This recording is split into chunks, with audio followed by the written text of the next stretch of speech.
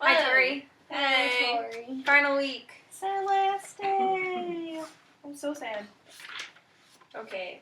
Who did we start with this week? Gwendolyn? I can't remember. Yes. I used to I really liked her. I loved her too. I just loved her, and I loved her. I mean, I read all of them. It just hers really spoke to me, so I didn't really say anything about the other ones, which is fine. I'm sure I'll go back and read them and be like, oh yeah, like they do resonate. But I didn't like any. I must have been in a funky mood because I was like, these people are so stupid. Yeah. The whole time. Well, she did say that these were more executive. like executive people. Yeah, they are. That's Yeah. the section. Yeah. I think that's why it's so hard to like, I couldn't relate Relate? to them. Yeah. Oh, because they're thinking so like, maybe the beyond. second guy. He drove me nuts. Yeah, the Okay, second we'll guy? talk about him. Yeah, but I literally like underlined one thing. Okay, anyway, but Gwendolyn, I think she spoke to what we've been talking about throughout this whole time together about our authentic selves. Mm-hmm. She did that again, where she said that she changes herself for each group of people, which I think is real. But then, like she said, I see the world as my stage, which I play a part in advancing. Like that's interesting to me because I like acting, or like I think like that resonated with me. Like, oh yeah, like sometimes you put on more of an act in certain spaces. But then she said too, like on page 239, that during like being a Nashville volunteer and among her family or her inner circle comes with the sense of wanting to be accepted. So you like do things. Yeah. Everything we do is like to be accepted by others, and then we keep doing the same things if people are like giving us signs back to us that's like accepted in the group or whatever. Yeah.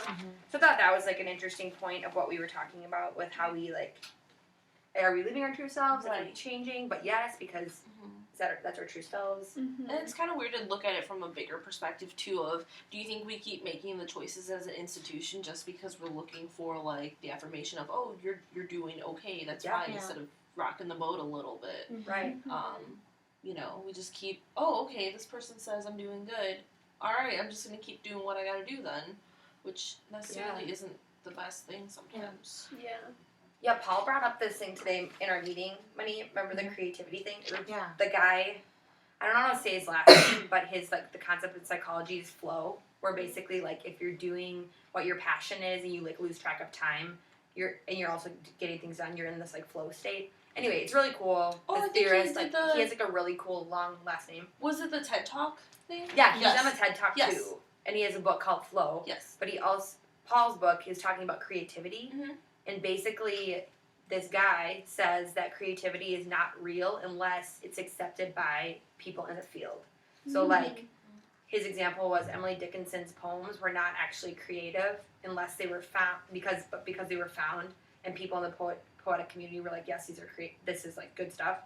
Then it was viewed as creative, which I, like, struggle with, because I'm like, can't you just do things to be creative? But that's, like, considered innovation. Yeah. So, like, I think that's, like, what you were sharing, how, like, we just keep doing things because they're being accepted by the field. Right. But then what if the field is just continuing along the acceptance of the field and not thinking through this innovative, like, how does change happen? Right. Yeah. But it has to come from someone in the field. Right. So that's where they're saying, like, change can happen and creativity can happen if people who are in the field, because he was saying, like, a lot of times when we, like, want change, we like, oh, let's hire this consultant to come in with a fresh set of eyes. But if they're not, like, in the culture, it's not gonna make lasting change unless, like, people understand the nuances. It's kind of interesting. Yeah, it was interesting when Paul brought it up. I think what's challenging about that is that, like, I guess not challenging. It makes sense. I'm just still wrapping my head around it because it's so weird how, like, you have to be accepted, that your creativity is accepted. So that means that that's creative. And and innovative is different from creative, and we use those words interchangeably, which makes it so difficult for us to understand what is really authentically creative versus innovative. And it goes back to, like, our leadership stuff and, like, our assessments and how, like, we talked about this during class too, and Maddie brought it up in our meeting too, how, like, it really depends on who because there's an assessment that you can look at, and you can pick, like, which word resonates with you most. There's like And- 2 words. yeah, So there's 2 like words 2 words for like each. introvert, extrovert, Mhm. carefree, sensitive, and you pick which one you resonate with more. Yeah, and then the one that you resonate most is the one that you need to work on more. Yeah, it was like Really? basically. So I picked like which Yeah. ones were easiest for me: extrovert, imaginative, Uh-huh. energetic, and so like how those things like yes are your strengths, but then also how are those like your blind spots too because you're naturally drawn to that. It's interesting.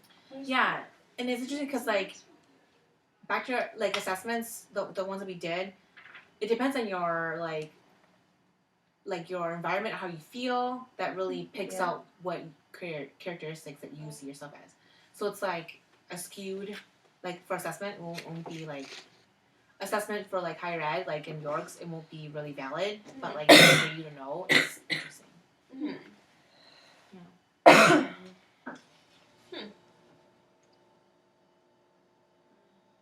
What else did we like from Gwendolyn's? I liked how she talked about like associating herself with community colleges and like the hierarchy of like I work at this institution, which is better than your institution. 'cause Yeah. it's Right. a 4-year, but really, like, why on earth is that Right. the case? Yeah.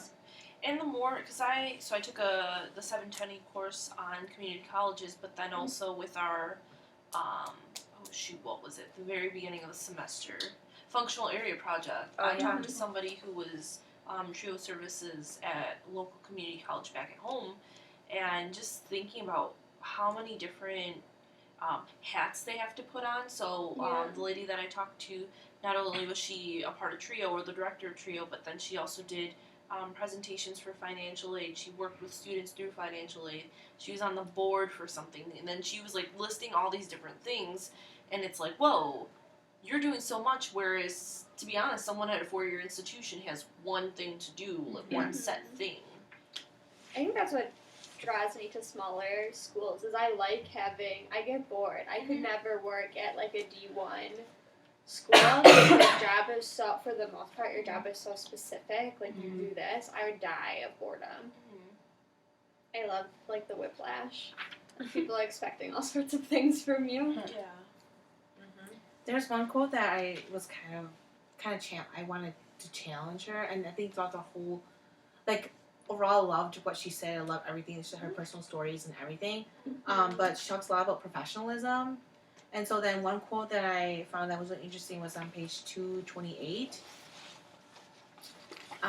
That states identities, socially constructed identities acquired over a lifetime of experiences, and identities related to a profession are all integrated and active in how one presents as a professional.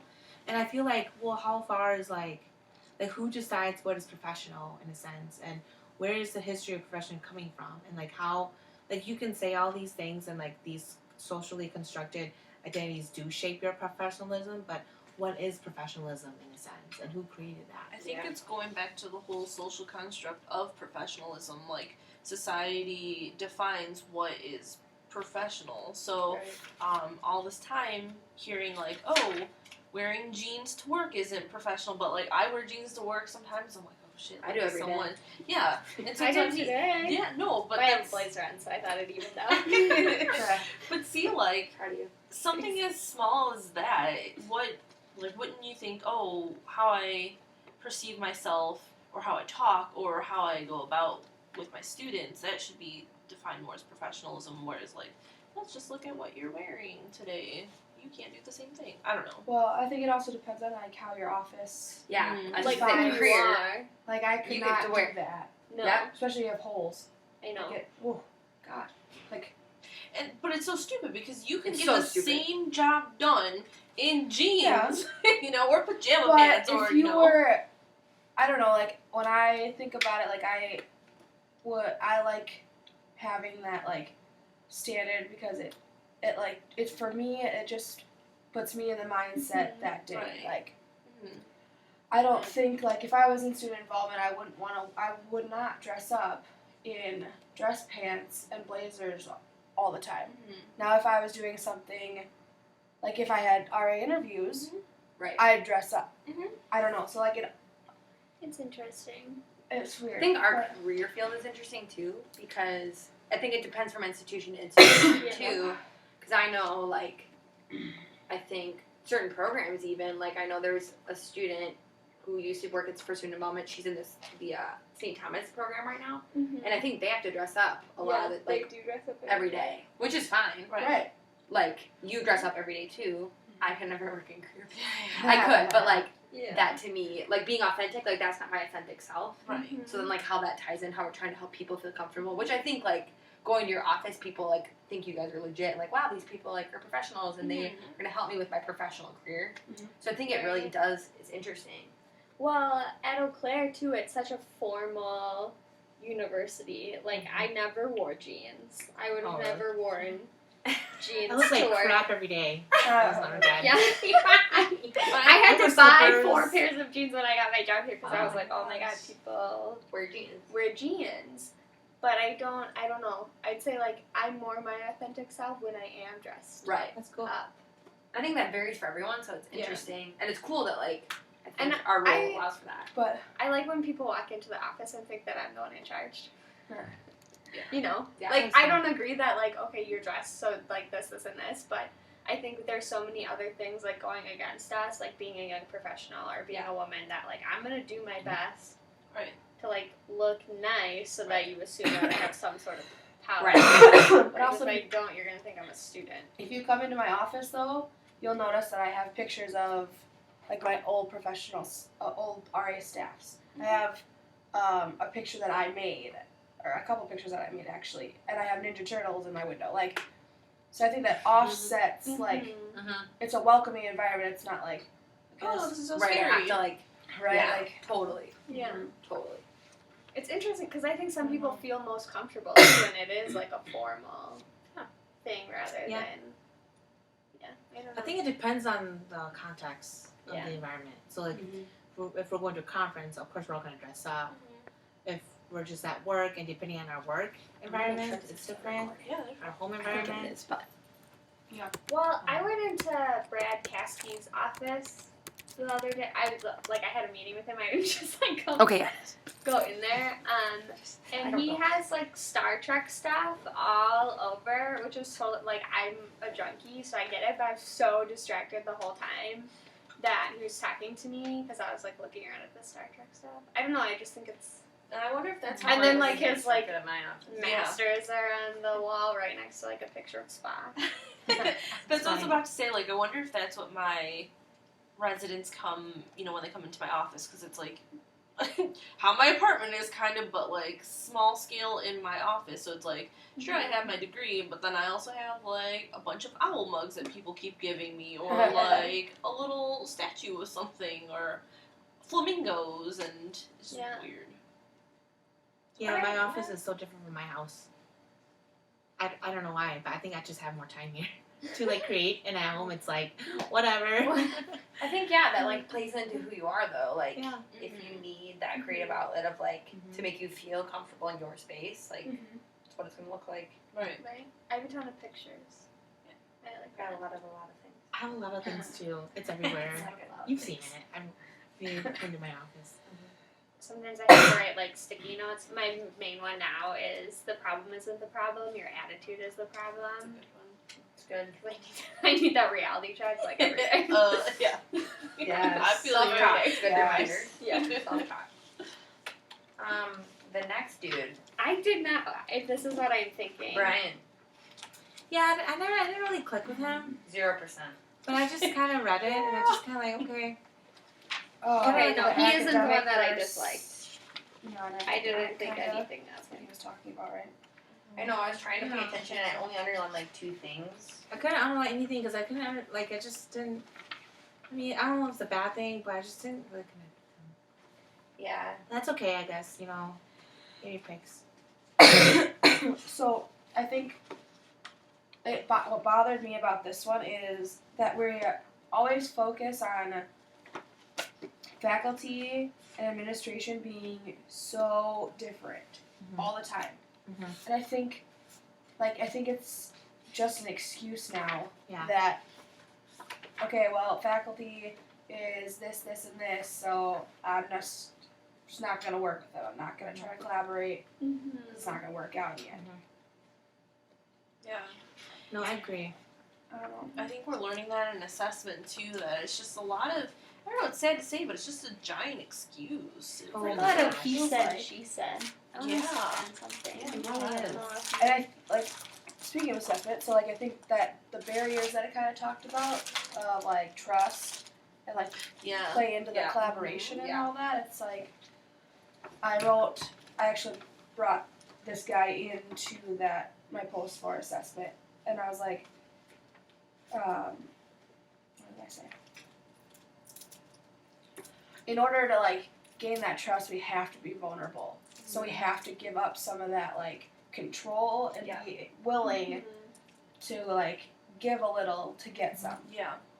And I think that's where like no one Collaborations go wrong. right. We've like collapsed it on ourselves and we don't want to give anything anymore. And then I Yeah. think just to kind of challenge that, like in terms of faculty, like they're so invested and so passionate in like their fields that like when it's time to collaborate, maybe they don't want to like lose control, and they're scared of like collaborating because they're so invested, they're so passionate that to like give it up to somebody to like apply it, like maybe something frightening to faculty. Well, I'm not saying faculty is Sorry. just the ones giving Still either.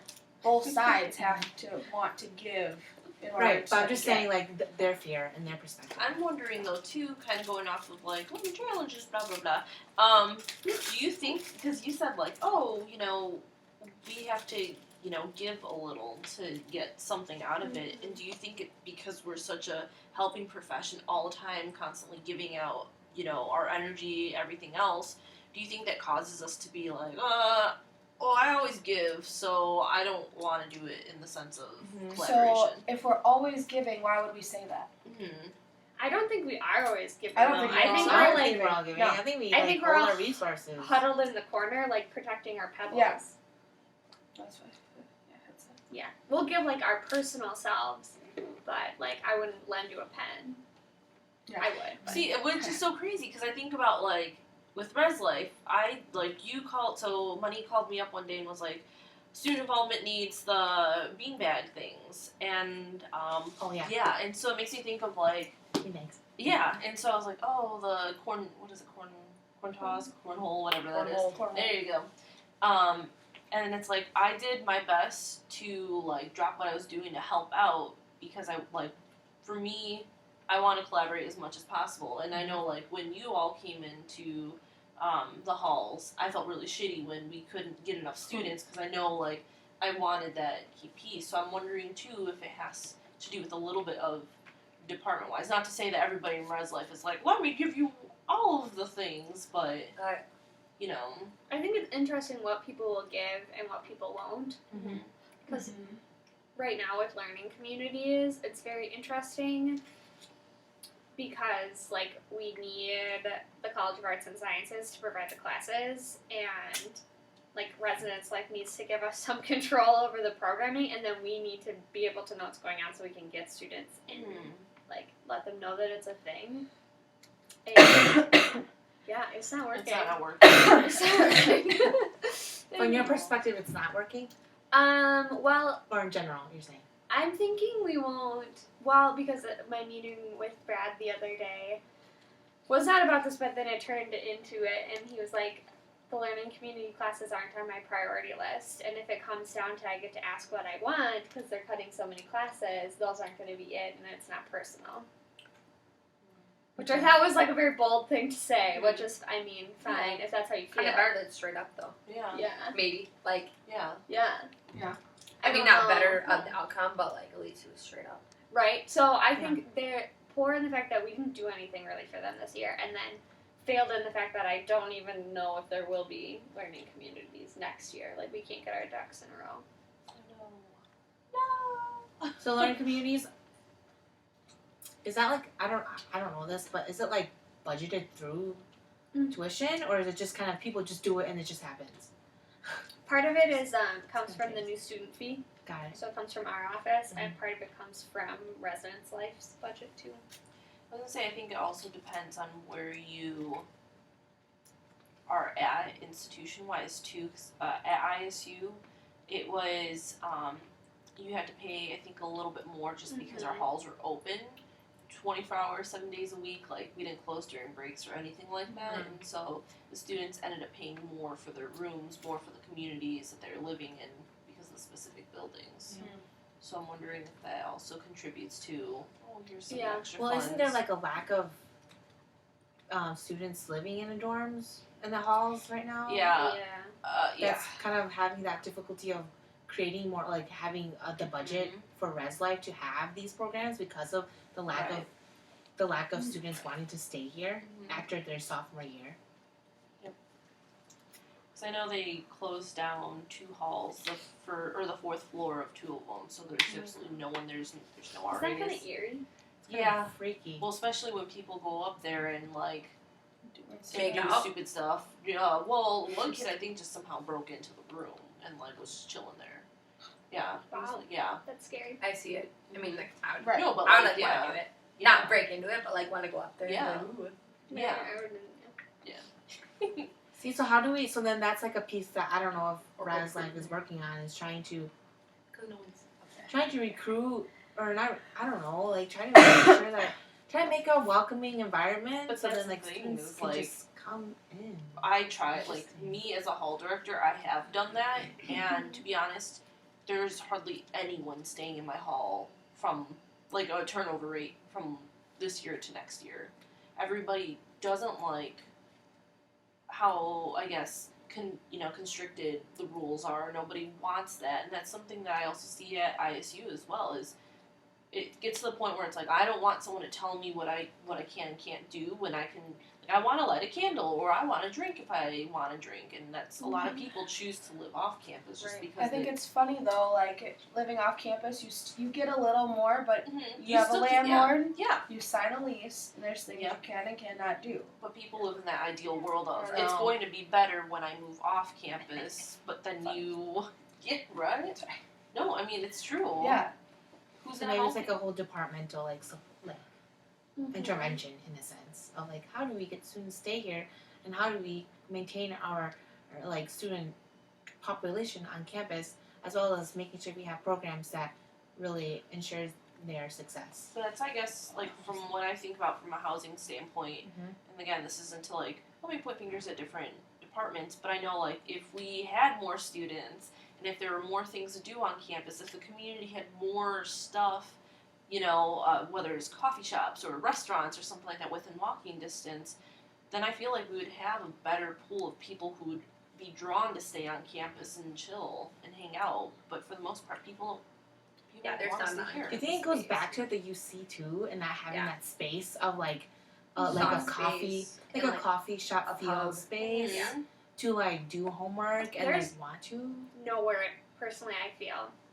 When I go over to the UC to do like work or homework or something, there's like nowhere to Mm-mm. go. I know they're like, oh, go to the honeycomb area, and it's like, there's no tables though. You can't really work there, and then it's too loud in some other areas, and even like with dining facilities, there aren't enough spots for you to sit down and socialize because they fill up so fast.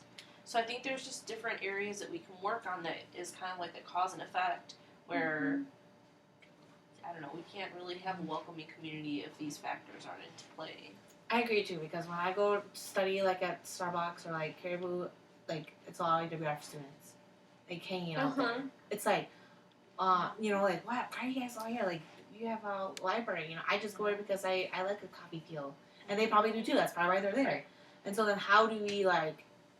That needs to be an assessment to reassess the UC and how it's used. So students We're would trying to want to revamp stay. the space. Yes, we are. Hopefully. I mean, like, the In whole the IC is future. to be revamped Yes. next year with, like, lots of cool, more soft space, more, like, collaborative workstations, more.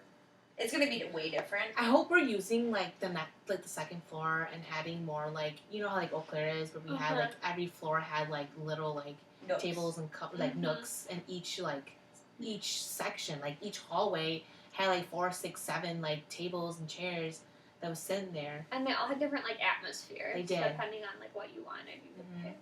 There was like different atmospheres, and it wasn't really like I don't know, dull. I don't know.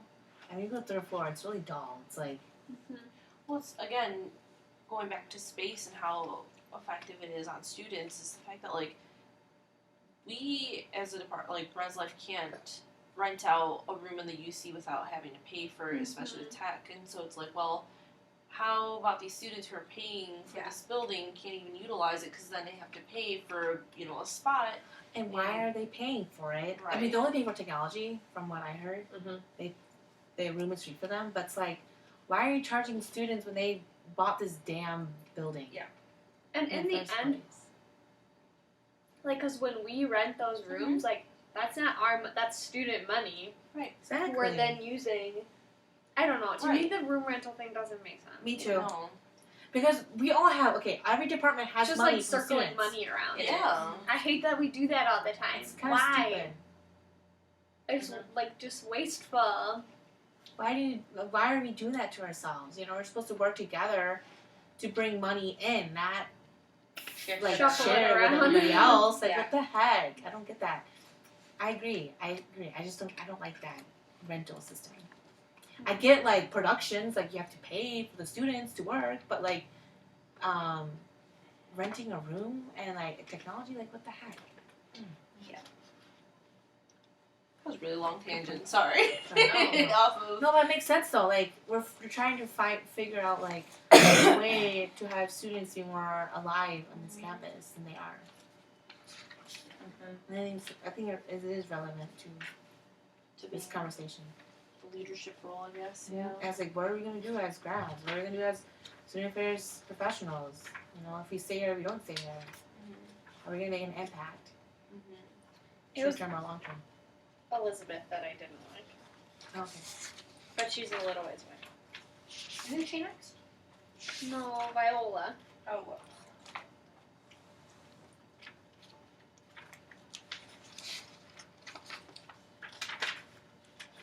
Well,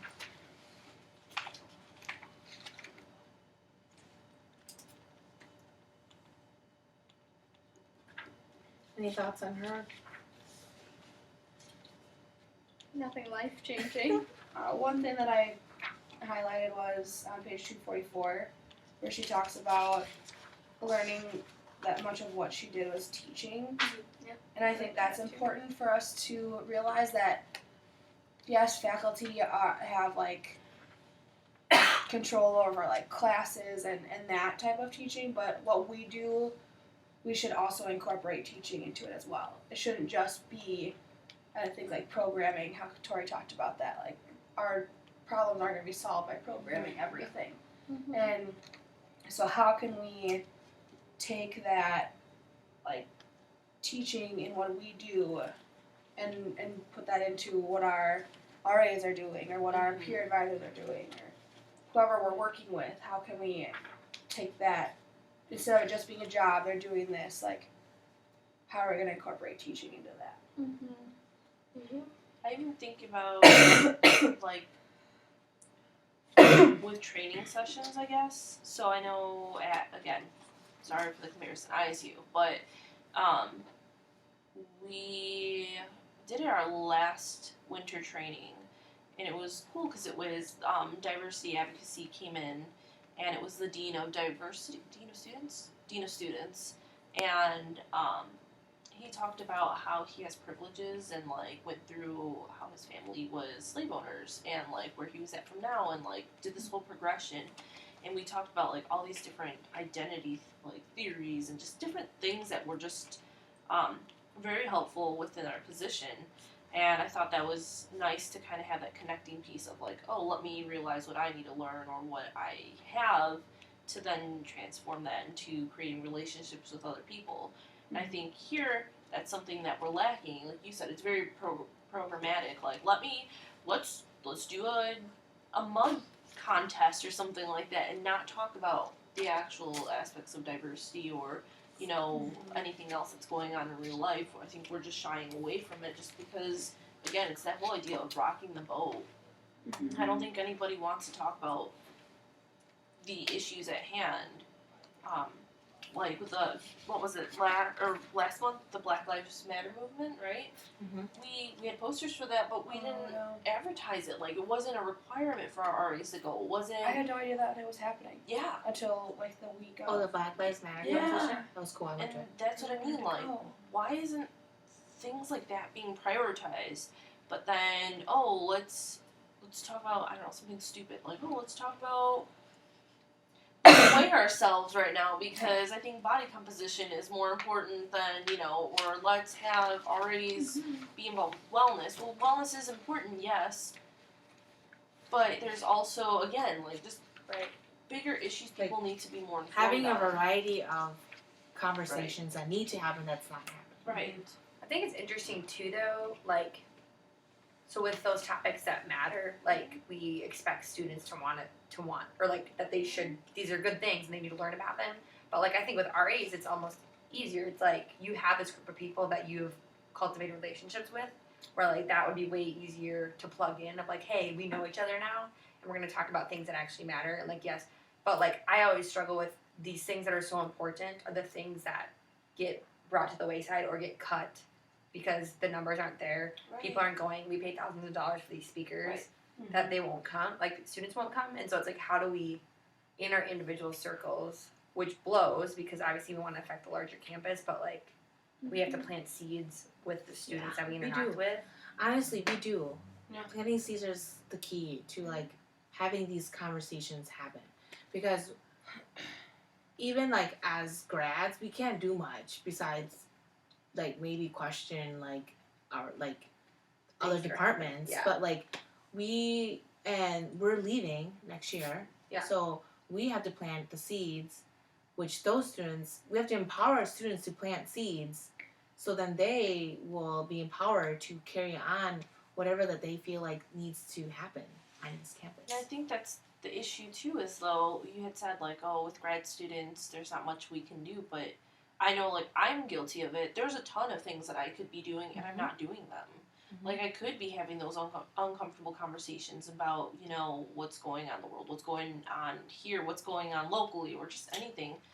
And I don't, because I feel uncomfortable. And I'm like, I don't want to make anyone else feel uncomfortable, which I'm not really doing my job. Kind of like not perpetuating the so not rocking the boat. And I think there's like almost sometimes those kind of things we think we're not doing anything, and then we like get down on ourselves, and we also like think we have to make this radical change with like having these conversations, which yes, but I think also there's ways that are more subtle that like you could instill in your everyday life, right? That like don't have to be like, I have to host a program about Black Lives Matter in my hall for my art, because I think like sometimes we're not prepared to talk about those things, and that's okay, but we can be a part of the conversation. And, like, that's almost just as powerful to be, like, a participant with your people instead of leading. Having people come to your, like, room or, like, your wherever, like, anywhere you want to meet, and just talk about it. And that's, like, the cheapest thing you can do. And that is inspiring people. That's inspiring students to, like, empower them, like, think, like, what the heck did just happen? Like, what happened? Like, this meeting was weird. Like, and it was good because it was, like, they started questioning their day. They started questioning, like, everything that they know. And then they started to dig more, and if they're willing to dig more, they will. They don't, then they will eventually, because they had that first conversation. It's planting seeds, that doesn't mean they'll come back for it. They will eventually turn around and come back. It takes some time because it's a development thing. I think sometimes I always have to have the answer, like, in regards to the students I work with. Like, like, you're coming to me with this, I need to have an answer. Where it's like, you don't, and like, being in the listening phase is just, that sucks. I'm sorry. I'm here right now with you, but I don't know, like, what else to do. Like, I think that's almost just as powerful. Oh, yeah. And, I agree. And you've done that. Like, just being there, just listening, but, like, having that conversation, like, having that facilitation, like, the theme or intentional of saying, hey, we're going to talk about these important things, and I want to hear what you think. Even if it's right or wrong. Like, even if it goes against your, because they're developing. Because I hear a lot. Like, I hear students are saying, I don't think Black Lives Matter, matters in my life. I think all lives matter. But like they're talking about it. So then now asking more questions or follow-up questions to make them think. Well, why do you think that way? Why do you think all lives matter? And how are you like, and like make them kind of question, look at the other side. I think those are just conversation we can have any day, every day of the hour, night, or day. It's interesting. But I get like feeling like there's not an overarching theme to support even those conversations being had, where it's like, how do you start those conversations when it's not like there's not a segue, where it's like it'd be easier if there's these programs or speakers like, hey, we should all go to this, which there are, but it's hard to find. I guess, so if it's hard for us, what students are going to be hard. Right. I'm just worried about the aspect of not being an expert. And like you said, about having all the answers. There's no way. You know, I don't have the I'm not answers. Google, No but answers. Yeah. Right. No, but and that's what I'm worried about. If I get asked something or if a challenge and it's like, Right. Okay. Just bring it back. You know, just bring it back. I don't know that. Yeah, a student was talking to me the other day, and I think she just needed to talk and get it, like, off her chest. And then all I said was, like, girl, life is messy.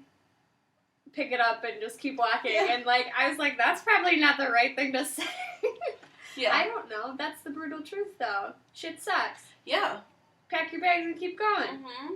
But that's probably not the best, like, developmental thing to say, but I don't know. I don't feel like I ever have the answers. You don't. That's why it's better listening. Yeah. Yeah. I don't Just know the smile answer, and but I will listen. yeah, like, wow, that's like, you're going through some stuff, you know, like, we'll get through it, you know, that's all you can say, because we don't have the answers, and, yeah. I don't know. It's got me kind of tripped up now. Just like that conversation. Is time real? Or Right? space real? Yeah. I'm just kind of Okay, like, time isn't real, though. We made it up. That's kind of how I feel with the answers, too. The I'm Aztec made it up, and we just took it. Mm-hmm. It's a way to cope with nothingness. It's a way to cope with loneliness. I think we need to instill that maybe we don't have to have all the answers. Yeah. Like, It's I don't okay have the answer, and I think that's okay. Yeah. Maybe it's Trust the process. Maybe it's Right. just That's a the room line of for them life. to vent, or a room for them to share what they think. Oh, yeah. It's better having a space that gives you room to vent, like students to vent and express what they feel, than not.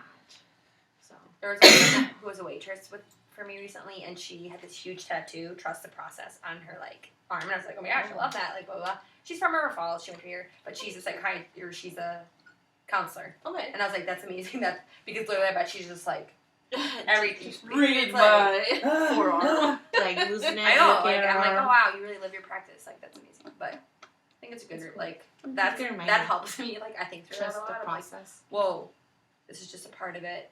It's gonna be fine. I trust the process. Otherwise, it's overwhelming.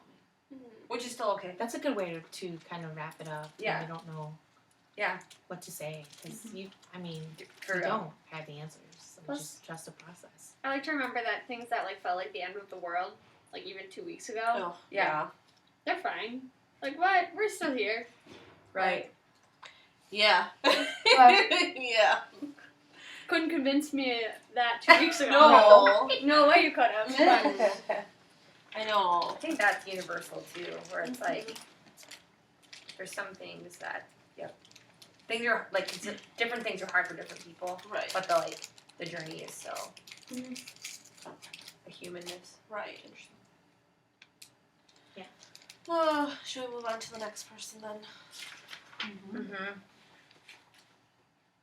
Because we'll still have to talk about the Owens readings, and we have like 10 minutes. Because we got here at 3:30, right? Yeah, but we didn't start until like. Let's see here. Let's check the 10. But yeah, Are we talking about Who's Elizabeth next? now? Yeah, Yeah. I think so. Yeah, the one you don't like. Okay, I didn't like her because of this. Okay. Understand, and maybe I read it out of context. What page? Page 257. Okay. Understanding that the university was hardly to blame for students not passing their state boards and thinking about the chair's opening comment to me, I realized I was witnessing the highest form of political theater as a method of social activism, and that what I had experienced at Iowa State was also political theater as social activism. This irked me. Why so? Yeah. Because, okay, so they're talking about students of color not passing their boards. Mm-hmm. And in my mind, she was saying that the university had nothing to do with that. Like, the white students were passing and the students of color weren't, but that had nothing to do with the university. I don't know. I think, like, that's so flawed. It is flawed. Like, if an administrative thinks that, then that, like, trickles. Yeah, I didn't even notice that because she calls it political theater or social political theater as a method of social activism. Yeah. So like saying that. So she was saying these people that were saying something's wrong because Because these students of color aren't Yeah, we're passing their being boards. political theater. They were like. She said they're, like, putting the show on. Students of color pulling a show on? Well, No, the people who are advocating activism, for them. Yeah. Oh my gosh. Do you think that's something that a lot of higher administration kind of thinks when there are faculty members or staff members who stand up and they're just like, you're just saying that, you know? Do you think people truly believe in that? I don't know. I think you can forget. I believe that you could easily forget as you move up what it's like to be the feet on the ground. Mm-hmm. I don't think you should, but I think it would. It's easier It to. can happen. Maybe we don't have the context. Maybe I'm just giving her the benefit of I don't know if maybe the context of that situation we don't have all of it, and that's why she said it. But I don't really I don't agree with her. But like I don't. I'm trying to figure out why she said it. But then she says too, like, I didn't really realize. Now I understand that when I'm called a racist, it's not a personal statement about me, but rather a political statement about a general frustration regarding an issue that may or may not be racially motivated, but it's easily perceived as such.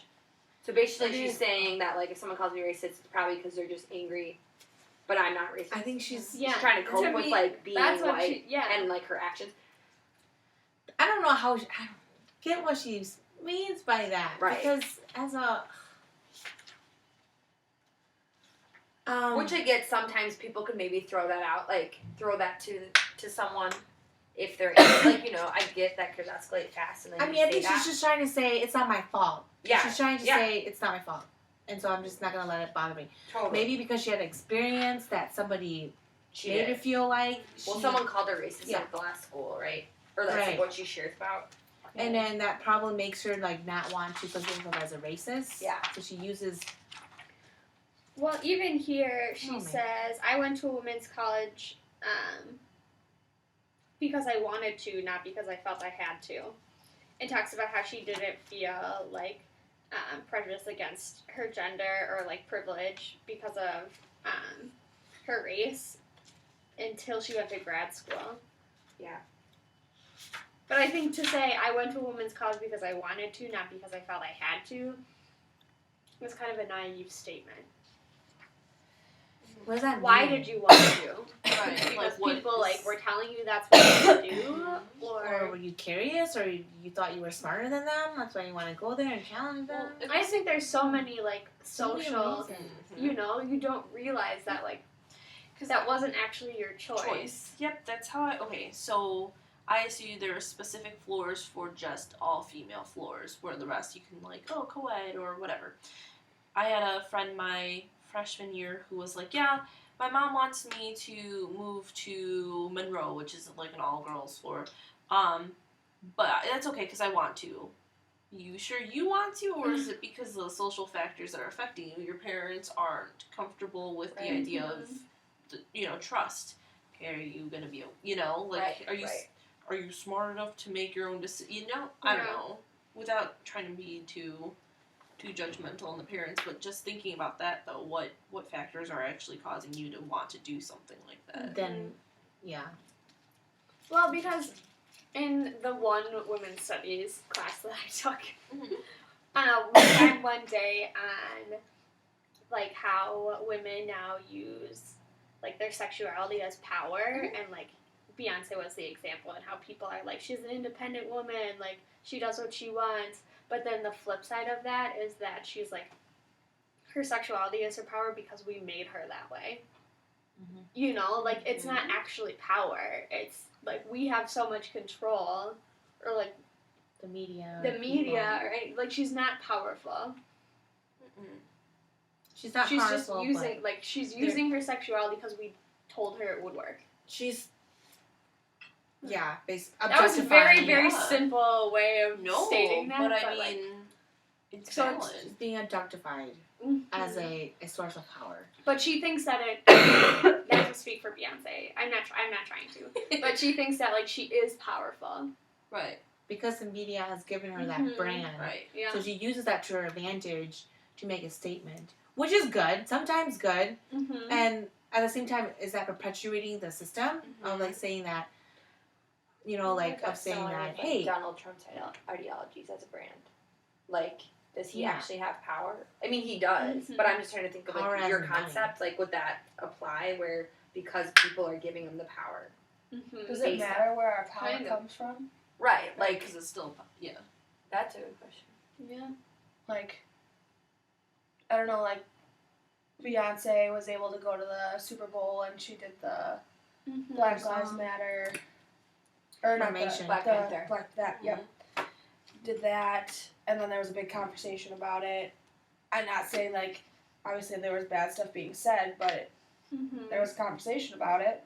Well, it makes me think I don't too know. with Beyonce. There's, I guess, the new Coldplay video where she's like all decked out in, like Indian, Yes. Mm-hmm. you know, with the everything. yeah, and everything The like sari the and stuff. henna and the sari and stuff like that. And it's like, because of your power, does that allow you to have some dynamics of like, let me bypass the aspect of like cultural appropriation Right. because I hold this power? Right. Same thing with, I think about like the Tyga and what is it, Kylie Jenner or whatever. So Tyga's like 30 years old and Kylie Jenner just turned 18.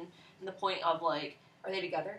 they were together. Got it. So it was publicized. So why is it that he's not in trouble by any law enforcement because you, as you She's know, not under- 18? she was She not 18 wasn't at the 18. time.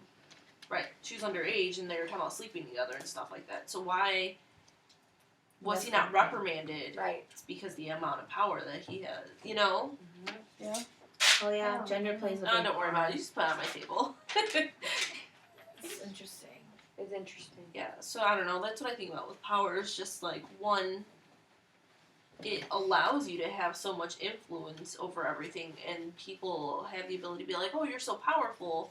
Or not powerful, but like, you're so influential. Mm-hmm. But it's really the power that's, you know, is, I don't know, like with Beyonce, is it really what you're saying, or is it really because of all the people who's backing you up Mhm. from behind? Or is it because like, hey, if I show you my titties, you let me do whatever I want? Yeah, Mhm. like Kardashian. I don't know. That's a good one too. Let me Recent. dress provocatively and then I'll be famous. Mm-hmm. I don't know. But you got famous.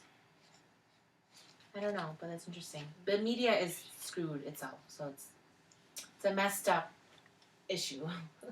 It perpetuates. But then we watch stereotypes. it and Exactly. we want it, Right. and they see that that's what they want, so Yeah. that's what they produce, Right. and it's like, Well, I even think about it too with the Kim Kardashian, because I'm on Instagram all the time, but she like posted up the nude picture of herself, and then Oh yeah, with her naked Right. and stuff, like she's And- full non-naked. right. and she's I fully naked? she's fully Yeah, naked fully naked. On Like Instagram? I, Like, Are you you can allowed see to her- do that? yeah, her I nipples, don't know you can how see it everything, like literally. But she But I just didn't. posted You can't nude. put a That's breastfeeding picture on Facebook, but Kim can be Right. naked But on I guess Instagram. to like go off of that though with the whole Amber Rose's, I don't know, Yeah. like and so she's pretty influential too. Of Yeah. like if I'm, you know, if I'm laying there naked on a bed and some guy was like, let's have sex, it's still a no until I say it's yes. Yeah. And so it makes you think of like, okay, Mhm. I don't know. Again, this is tangent, but like we kind of shame women and they're like, oh, you're not allowed to show your body and that's you know whatever, but. Otherwise, you're asking for You're it. but at the same time, Ah! too, yeah. It's She like- hates that. but She it's shouldn't like have dressed so provocatively. Yeah. She wouldn't have been raped then. right. So Well, it How makes you fucked think, up is like, that Wow, statement? that's messed That's up. so messed so up. that's what I mean. Like, well, then fine, let like Kim Kardashian be naked. Like, Yeah. it's her body. If a guy can Yeah. do it, then Yeah. I saw this post on Instagram, maybe it was because of Kim, today, and it was like, some women like to show their nipples, some women like to be like modest, like wearing hijab, and it's like, it's not your choice to make that for them. Yep. Like, Exactly. Yes. That's a woman's Yeah. power to do whatever Yeah, they that want. too. yeah, it's like a cartoon photo or Mhm. something. Yeah. It's like, who's to say that I'm being like oppressed or Yeah. Yeah. Yep. taken advantage of or something Right. like that? I don't know, it just made me think of that whole idea of, like, there's just so many opposing views, but it's really none of Right. this us. Mhm.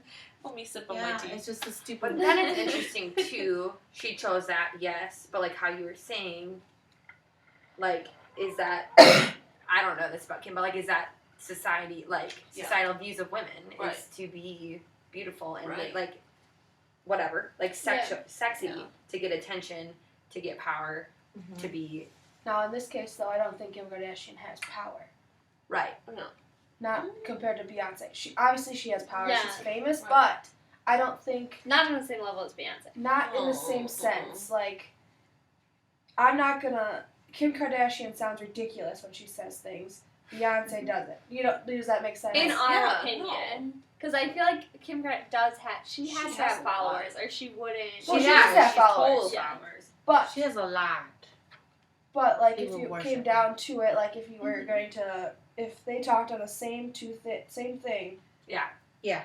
So I think like it goes back to like, does it matter where your power comes from? No. I don't know. I don't know. It's just how your power came to you. How you got the power of the media. Like, it's the media. How you got there is what your power is. And there is hierarchy, obviously, in that power. It almost makes me think, sorry, go back to, like, the whole picture thing. Like, let's say, so Kim Kardashian is, like, praised for, like, her being naked, but, like, let's say I did the same thing. Yeah. Like, what would be said about me being your average person? But then, how is that used with women? Like, how is that used with male? Like, what are they going to take your I don't know. This is right, me but like, what's the motivation for us to do that? Maybe it's for ourselves, but then you're like, how will that be contrived and taken with male power? Right. Or think about all the negative things that would be said, even by women, too. But then when it's someone higher up, it's still, wow, you're so amazing. But then someone else does it, and it's like, no, put some clothes back on. Yeah, who is to say what you can and can't do with your body? Yeah. I think All it's all a depends on how social much you're construction. Yeah, yeah. You kind of same thing like within. Okay, bring it back to like here. Like, if you're not liked here, is someone gonna collaborate with you? True. Is someone gonna listen to you? Right. Where are your resources going to come when you need them? Especially here at River Falls, where it's all personal relationships and it's very informal and No joke. That's why I think, because I can talk about it now and be okay with it, but I think that's why I was so upset at the very beginning of the year with the whole, me, coworker, and other coworker incident, and the fact that, like, it was brought up so high up, and I'm like, shit, now people hear about that. Yeah. Are they going to like me? Am I going to be able to do my job effectively? Right. Can I get the resources Will that that I not need? be held against me Right. if I want to actually do something? Yeah. Yeah. And and you are a woman. And a woman of color. That's really interesting. Yeah. I don't know, but that's a good point. that is a good point. That's what I think about all the time. I don't know. Oh. Don't burn yourself out. Oh, no, not about that. Yeah. The amount of fucks I give about that anymore is... We gone. all learned a valuable lesson, so Yeah. And it's really fun. took one for the team.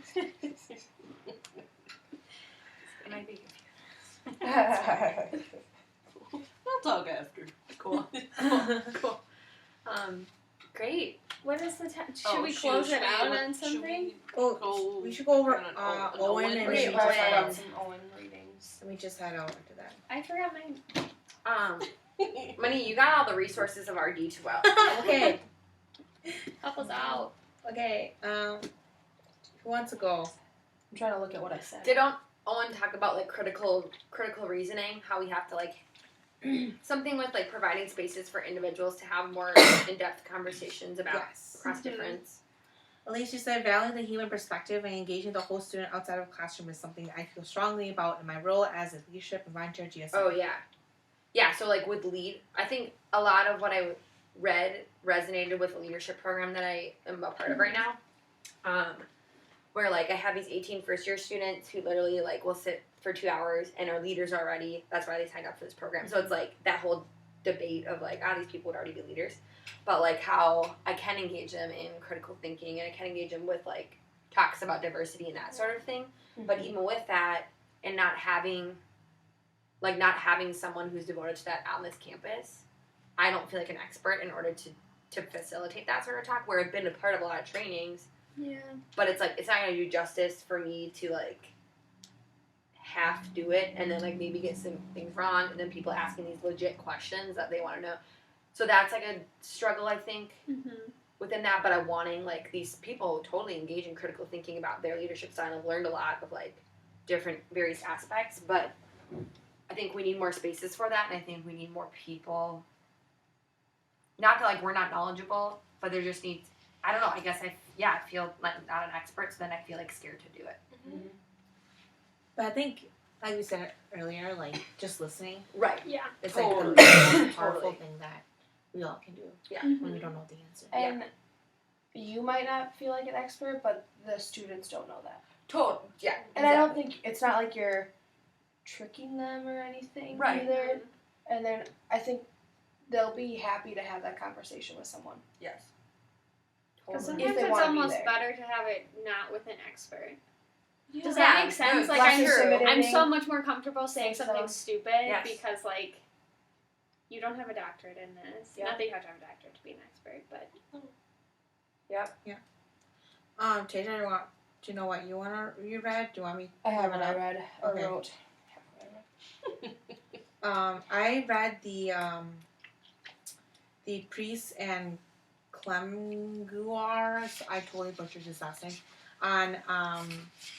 on leadership spaces, and I think Tori also said that River Falls needs this, so I read it, and I thought it was so interesting.